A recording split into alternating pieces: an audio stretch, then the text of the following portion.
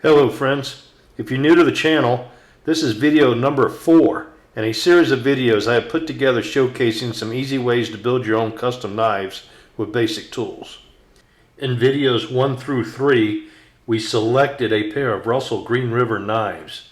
We chose our handle material, cut the handles to size and drilled them to accept Colby fasteners and glued the handles to the blanks with the clear 2-part epoxy. And then we fastened them with the threaded Colby bolt fasteners and clamped them down securely onto the handle and let them dry. Once cured, we took them out to the Harbor Freight belt sander and started the basic shaping.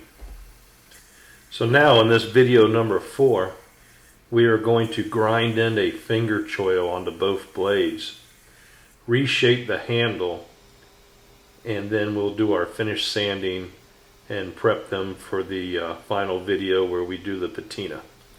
But before we get started, please take a moment to subscribe to my channel. This helps the channel and make sure you get updates on all my new videos. Thank you.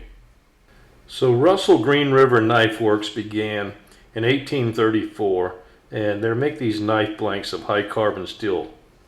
This one here is the 4215 traditional 5-inch hunt fish knife. It's usually around $14 online with the handles. If you try to go to a knife supply and get it without the handles, they're charging 20 bucks for the blank now. Same with the 2212 traditional 4.5 sheath knife.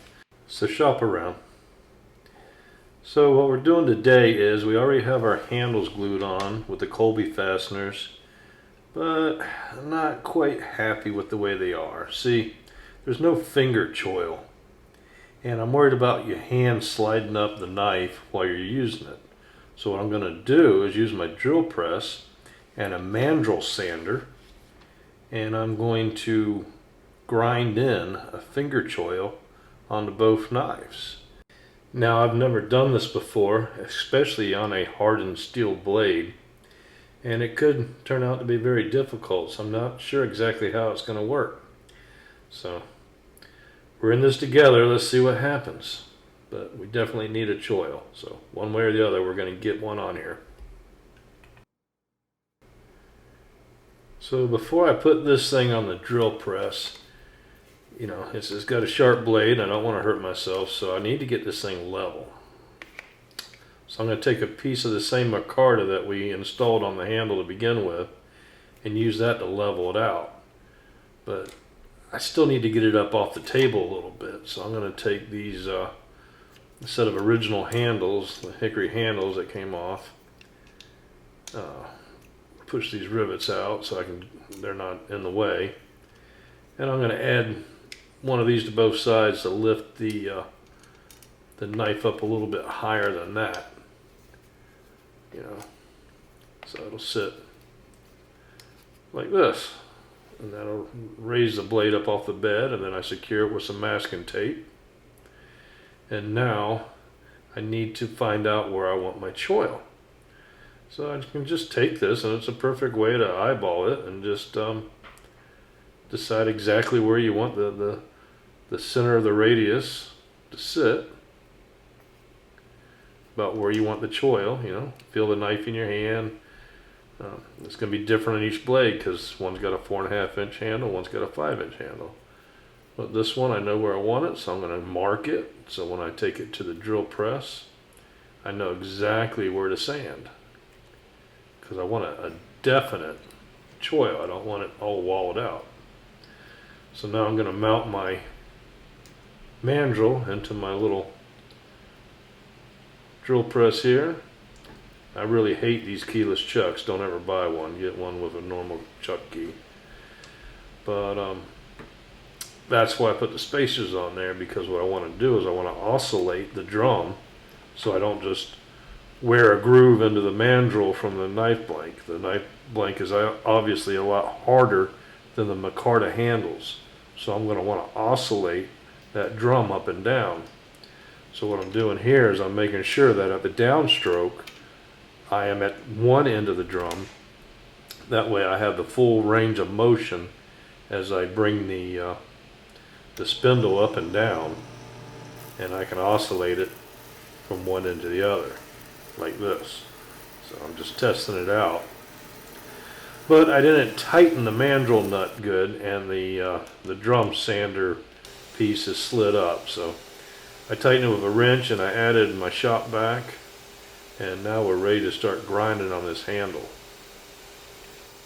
Alright, so what is a choil, and what is it we're trying to accomplish here?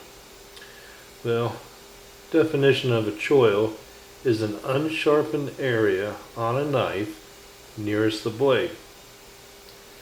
Most of your small pocket knives, like Case and little Uncle Henry's and stuff like that, it's no more than a small little notch that defines where the sharpened edge ends and the knife begins.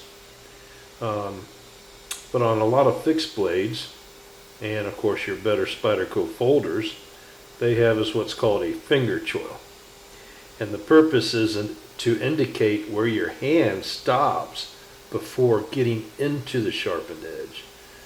Not to be confused with a finger guard. A finger guard protrudes out.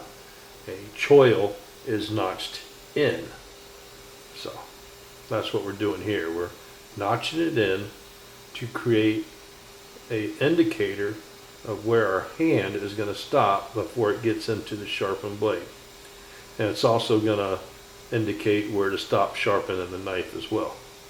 So our finger should not be touching any sharpened edge by the time we're done.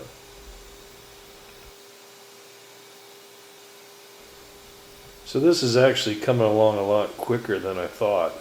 I did edit this down from the original film, shorten it up for your viewing pleasure, but still, it didn't take that long. I don't think it took me more than 10 minutes or so per knife.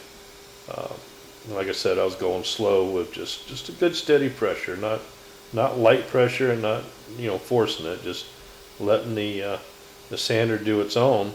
And believe it or not, I did both knives, which really surprised me because I got 6 of these drum sanders. I really thought I was going to go through them all because of the hardened steel. Drilling holes through these handles, you'll tear up a drill bits like crazy. But these little drum sanders did very well. Look at that. So that's about as far as I want to go. I'm going to even it out, clean it up a little bit, and it's going to be time to get back to that Harbor Freight belt sander and start shaping the rest of the knife. Let's see how it's a little uneven. I'm not sure if my wedges are uneven. I know my table's square, so either way, we're going to flip this this blade over, hit it again on the back side, and just even everything out. Then of course we still got to do the other one, but I'm going to go ahead and skip ahead because I think everybody's got the idea here.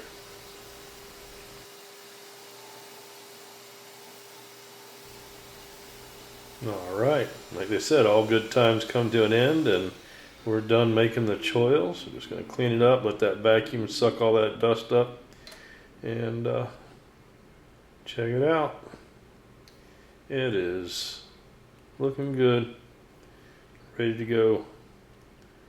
Shape this thing on the Harbor Freight belt sander now.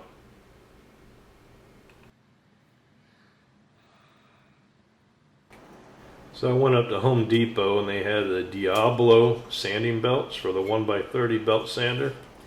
About 10 bucks I got these 3 belts. One's a 50, one's an 80, and one's a 120. I'm going to go ahead and throw the 50 on there because I got a lot of stock removal to do. And then I'll switch over to the 80 and then the 120. So, little Harbor Freight belt sander, it's real easy. I just leave the cover off. It snaps into place, but I just leave it off, and you can slide these belts on and off. A little pulley in the back, gets stuck sometimes, you got to persuade it. And just make sure everything's tracking good, and then tape up the blades good, make sure you're not going to cut yourself on them as you're sanding, and you don't want to damage the blade either because you're going to be doing a lot of detail sanding here. So make sure you wear safety glasses too. With this 50 grit, it's throwing a lot of sparks. I forgot to put them on, so I stopped, went and got them, came back. You can see all the sparks it's shooting. A lot of that's coming right at my face. So either way, it's not so bad on the finer grits. For that 50, and plus I'm I'm grinding the tang of the handle of the knife, so I'm really getting into the steel of the knife blade as well. That's why you're seeing all the sparks. Once we get that choil wrapped up, then it's just going to be sanding the micarta, and those will be a little bit of metal from the stainless steel Colby bolts. You know, as we're shaping the handle, we still have those them bolts that have to be shaped and polished in there as well.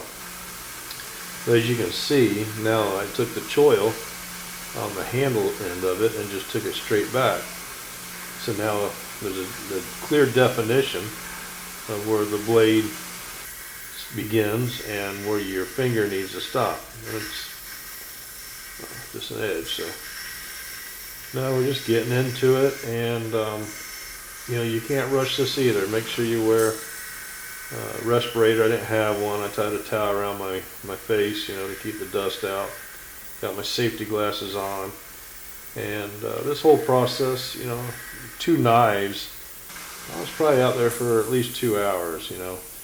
And I'm just doing some highlights here. You're using the different areas of the belt sander.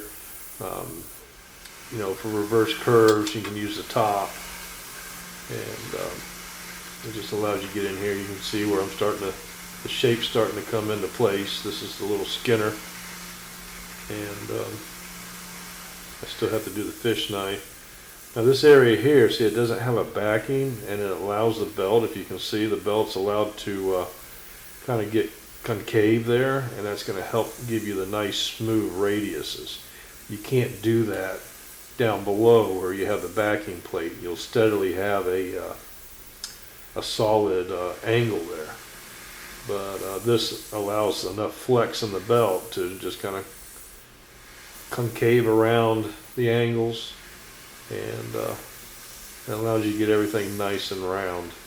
And this, I've already switched over to the 120. Before I'm done, I had some 400 belts and some 600 belts, so I went ahead and I threw a 400 on there and finished shaping it and sanding it with the 400, and then I switched on up to a 600 and went over both nice with the 600, making sure I got as close to the blade. You know, I got about 3 wraps of tape, so I never got into the blades or put any nicks on them. And you got to be careful. But here's what I ended up with there. You know, this is before the 400 and the 600. This is the 120, and that's what they look like. And this is what they look like after the 600. Now I wiped them off, but they look pretty good. You know, a world of difference.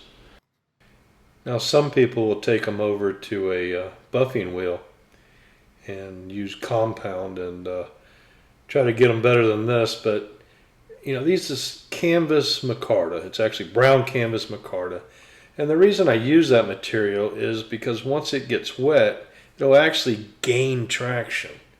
And so I'm not trying to get a super slick knife handle. I want traction.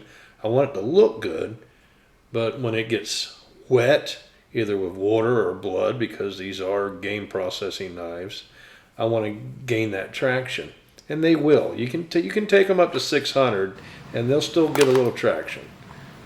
But yeah, you don't want them slippery where you're dropping them, especially when you're cleaning a fish or a hog or a deer or something, right? But anyway, I think they turned out really well. I think my choil turned out perfect. I think I just love the shape of the blade. You know, the barrel sanders did a great job. You can probably go to a hardware store or a welding supply store. If you wanted a little tighter, you could use a different diameter. But all right, that's going to wrap up this video. Check out video number 5. That's where we're going to protect the knife and keep them from rusting. We're going to use this mustard to do that. Don't forget, I got a Benchmade knife giveaway. Look for that video. And we have the Spyderco bird giveaway still going on for this month. And then we'll have a new knife for next month. So once again, thanks for watching. Make sure you're subscribed. Make sure you like the video. Please share it if you can. It helps out. Anything to keep the channel going, and thank you.